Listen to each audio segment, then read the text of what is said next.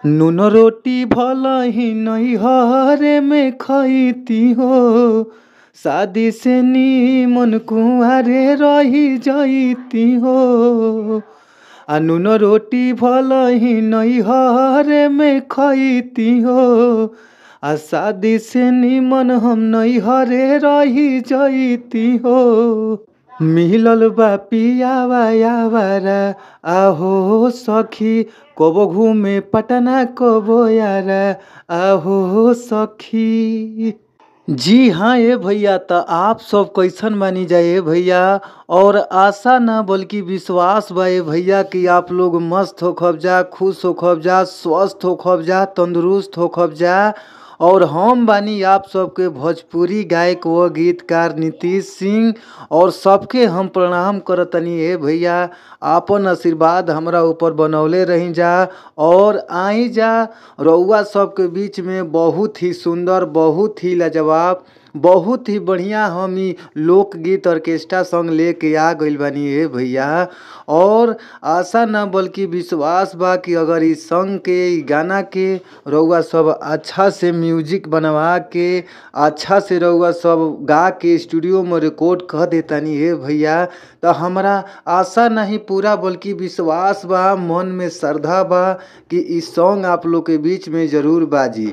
जी हाँ भैया, रउआ सब अच्छा गावत तनी जा, अच्छा बजावत तनी जा, फिर भी रउआ सबके अच्छा अच्छा सॉन्ग, अच्छा अच्छा गाना मेटर रउआ सबके नइखे मिल पावत। तो रउआ सबके घबराए के ज़रूरत नइखे। अच्छा मेटर पावे खातिर हमारी यूट्यूब चैनल के सब्सक्राइब कर लीजा, जौना यूट्यूब चैनल के नाम बाटे भोजपुरी संगीत लिरिक्स। तो भैया ये चैनल के सब्सक्राइब करके घंटी के बेल आइकन दबा लीजा। काहे से कि अगर घंटी के बेल आइकन रउआ सब दबा लेतनी जा, तो कौनो भी गाना हम अगर छोड़तनी अपना चैनल से, तो रउआ सबके भीरी बहुत जल्द ही नोटिफिकेशन पहुँच जाई। तो आप लोग ज़रूर सब्सक्राइब कर लीजा, घंटी के बेल आइकन दबा लीजा। और रउआ सबके बीच में बहुत ही बढ़िया सॉन्ग हम लेके आवत रहिला।